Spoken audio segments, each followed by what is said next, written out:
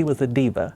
That's what she said. She wanted them to know that she was a classically trained pianist, and she didn't like to be referred to as a jazz singer. She wanted to be more of a classical black pianist.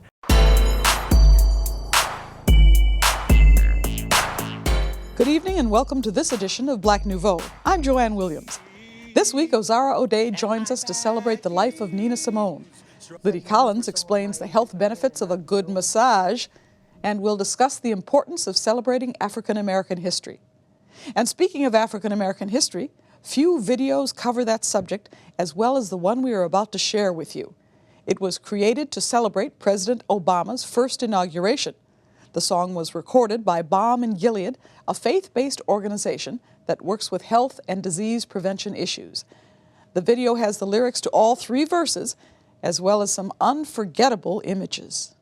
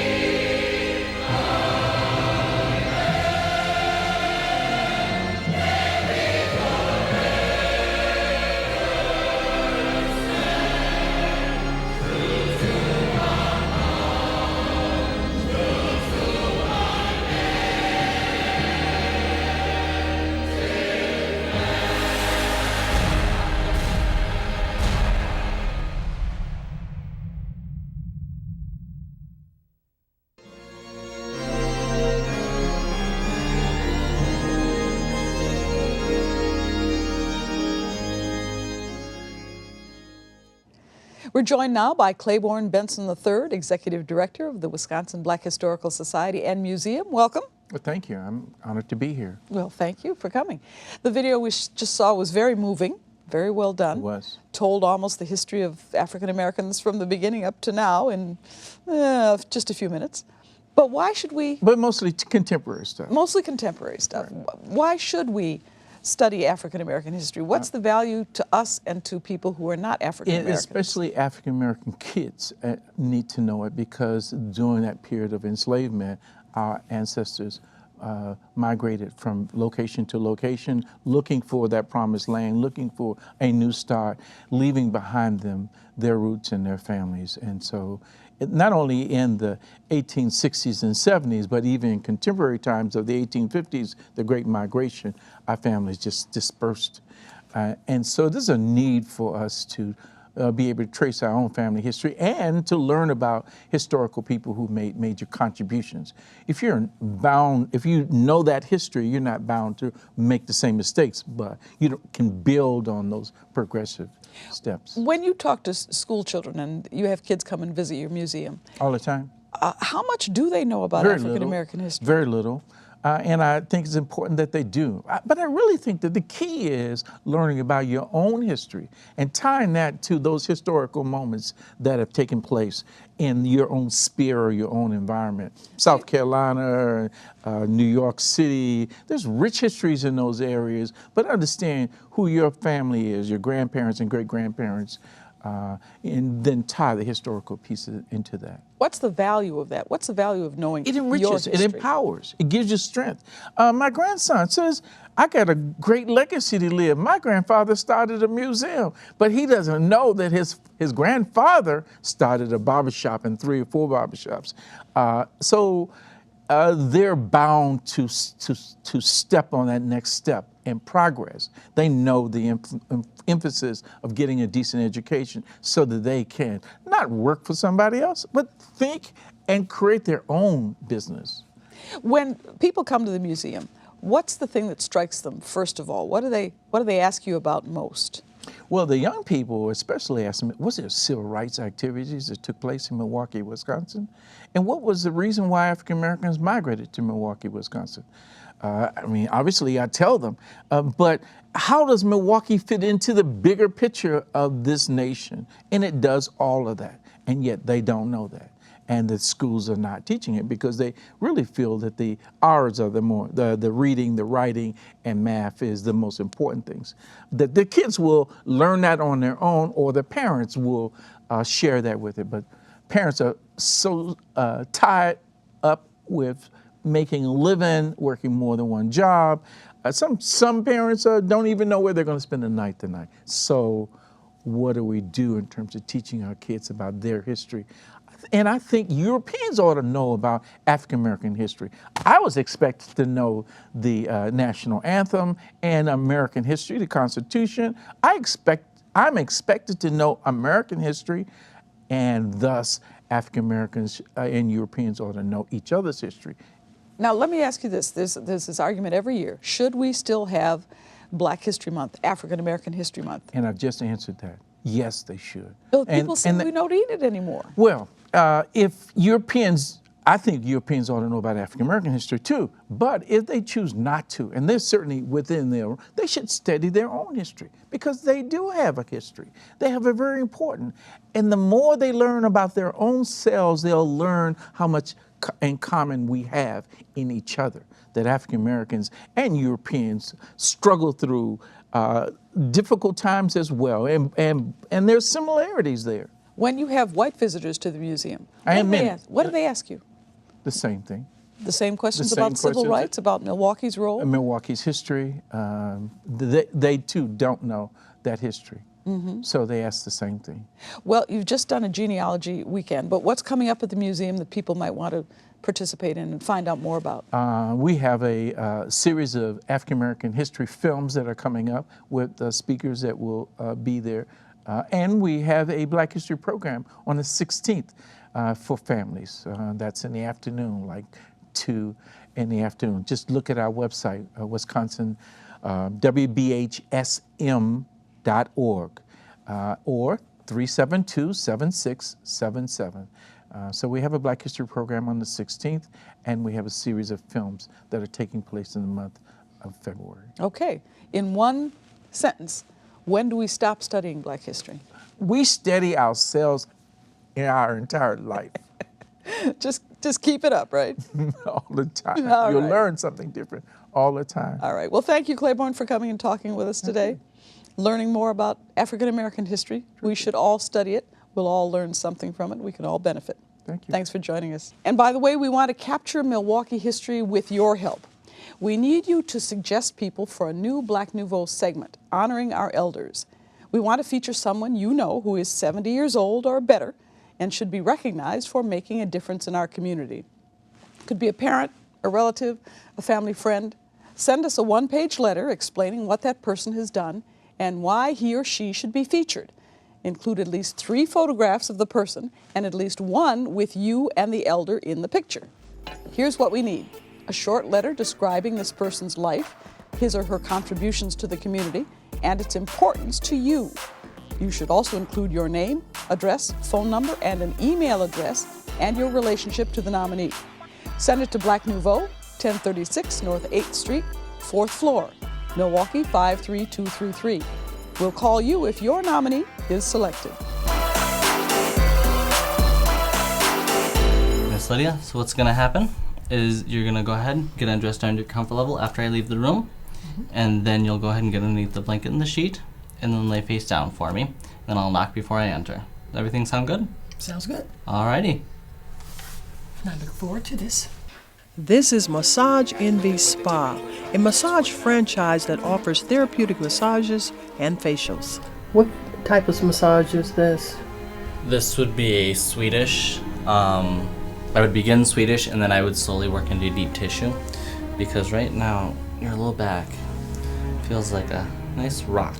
Wellness, entrepreneurial opportunity, and having the support of a corporate system brought Tina Beckett to franchise ownership of this Massage Envy Spa in Whitefish Bay.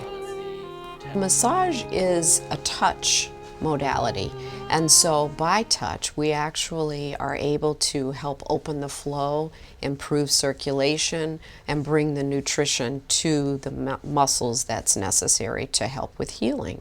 Getting a massage releases a lot of hormones that benefit with pain, anxiety, tension, stress, and when you come in to get a massage, it not only feels good, but it redistributes the fluids in your body, it helps with circulation, it brings warmth and memory back to the muscle, and it just creates a feeling of goodness and wellness. And over periods of time with regular massage, people that have arthritis have found that they have more range of motion, less pain, more hand grip strength, and they just feel better altogether.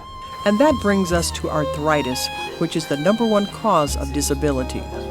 Regular massage of muscles and joints can lead to a reduction of pain for people with arthritis.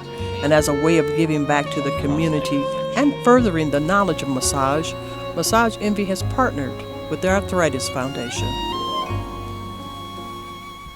Arthritis doesn't necessarily discriminate with respect to age. So you have young people that have arthritis.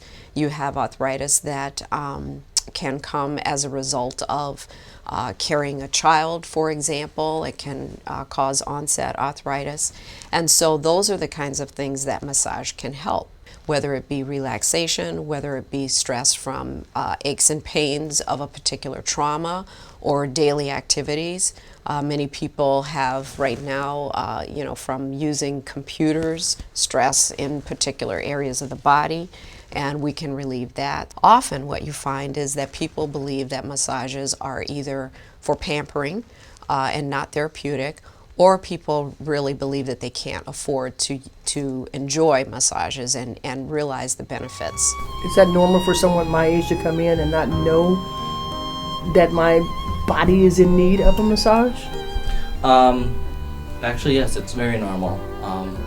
A lot of people don't realize how much massage is needed in their daily lives.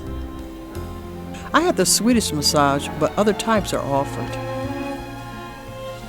We do deep tissue massage, we do relaxation, we do deep muscle therapy, aromatherapy, hot stone. There is a variety of massage that we give. My lower back starting to loosen up? It is. When we started out, it was like a rock, and now it's a little more like a soft rubber. Most common, from my It's definitely perspective, would loosening be up quite a Swedish. bit.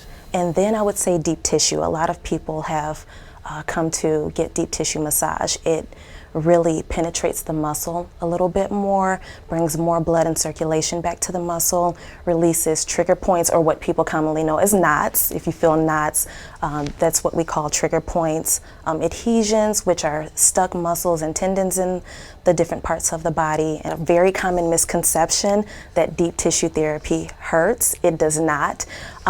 It can. I'm going to be honest, it can, but if it's done the right way and if it's done methodically and with care, it does not have to cause pain. I am a firm believer that massage is to relax and stimulate the body and make you feel better, not worse. They also offer another overlooked service, facials. But truthfully, facials will help you preserve and help you have the best skin possible. So for example, many people don't know that when you're younger, probably say up until mid-20s, your skin cells turn over about 21 days, every 21 days. As you age, that time lengthens to the point where at certain ages, and depending on your body chemistry, your skin cells may not renew until about 40 days. So getting a facial not only hydrates, but also helps you remove the dead skin that then allows your skin to breathe and also accept the products that we're buying and spending good money for and putting on our faces. Tina Becker said the downside to owning a business is always tied to financial concerns. Purchasing a franchise is not cheap, and the work with respect to the cash flow and balancing and making sure we can meet payroll and making sure that we hire the best people and have the best operations. All of that is critical, and it's not easy. Pros, rather, are the excitement of launching something this spectacular. Young people, older people, people who have arthritis, fibromyalgia, chronic pain from working every day, stress, tension, anxiety, all those people can benefit from massage. And it is never too early or too late to take care of yourself. This feels good. It really does.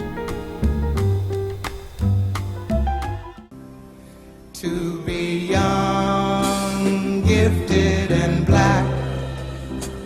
Oh, what a lovely, precious dream. To be young, gifted, and black. Open your heart to what I mean.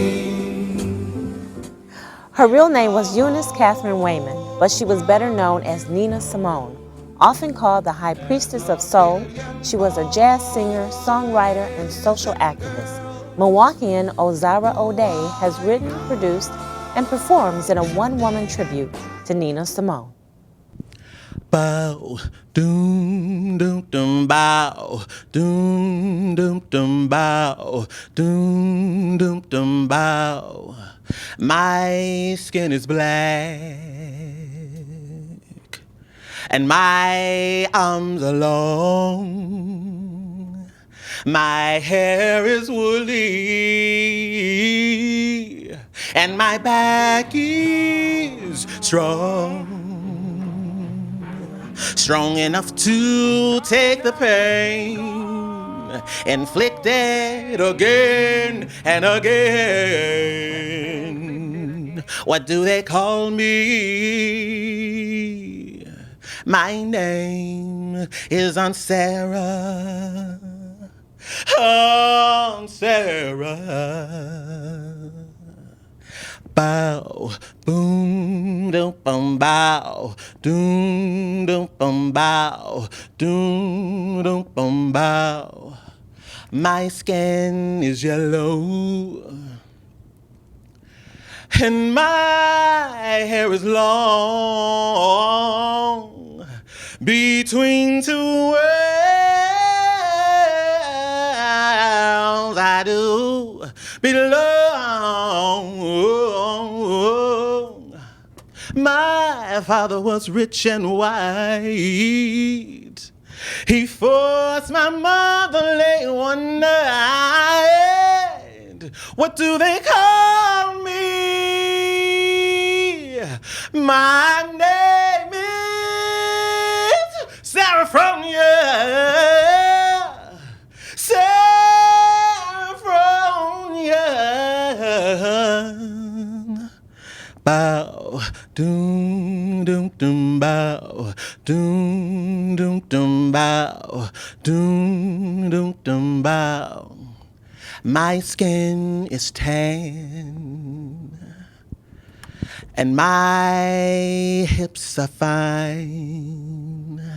My lips invite you, and they're just like wine. Whose little girl am I? Well, I'm yours if you've got money to buy. What do they call me? My name is Sweet Thing. My name is Sweet Thing. Bow, boom, doom, boom, bow, boom, doom, boom, bow, doom, doom, boom, bow.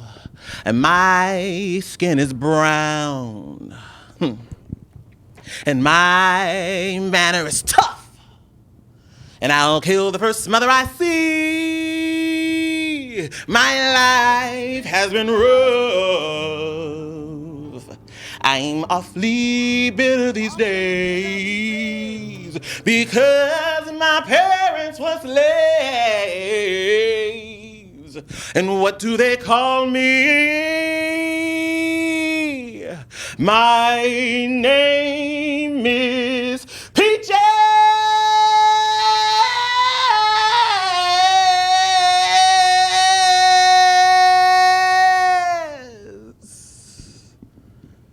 Ozara, you are an accomplished singer in your own right. So why a special tribute to Nina Simone? Many people were comparing me to Nina Simone before I was really aware of her music. And after studying her music and just really falling in love with who she was as a person, I really wanted to share with the world who she was and what she meant to us. What's the most important thing that you want people to remember about Nina Simone? Well, the most important thing she wanted people to remember was that she was a diva. That's what she said. She wanted them to know that she was a classically trained pianist, and she didn't like to be referred to as a jazz singer. She wanted to be more of a classical black pianist because she crossed so many different genres, and she didn't want to be put in one genre called jazz. The piece that you performed, tell us a little bit about that. For Women. For Women is based on the variations in our complexion as black women. And she wanted to discuss and bring an opportunity to discuss how we became who we are and to make us talk about it, bring it to the forefront. Well, I think the performance will initiate that conversation for sure. Thank you. It's absolutely fabulous. Why is it so important to keep contributions and to remember artists like Nina Simone? Why is that important for our culture and just for people in general? Well, I think what has happened in many of the schools, we've lost a lot of our music classes. And in that, we've also lost the history of our music. And even though today many of the hip-hop artists were sampling Nina Simone, they didn't really know who they were listening to, and they didn't know her story. And so since Jay-Z and Lil Wayne and Kanye West are playing her music and using her words, I thought it would be good for the youth to also know who she really was. You can see Ozara Ode's tribute to Nina Simone, the High Priestess of Soul, on February 15th, 16th, and 17th at the Dr. Martin Luther King Center. That's at 1531 West Fleet Street. For more information, go to divatributetonina.eventbrite. Before we close tonight, we note the passing of Leroy Bonner, the frontman of the Ohio Players. Old school music lovers will remember the Ohio Players in the 1970s. Their hits were Fire, Honey, and The Love Roller Coaster. With brassy, heavy dance music and provocative album covers, In recent years, Bonner toured with his own group, Sugarman's Ohio Players. He was 69 years old. Now the results of our quiz. Last week we asked, in what city do both Clybourne Park and A Raisin in the Sun take place? Here are the names of the winners who knew the answer. Of course, they're both in Chicago. Each of the winners will receive a pair of tickets, courtesy of the Milwaukee Repertory Theater, to see Clybourne Park. It's currently playing at the Milwaukee Rep through February 24th, 2013. And that's our program for this week. Thanks for watching. For Black Nouveau, I'm Joanne Williams. Good night.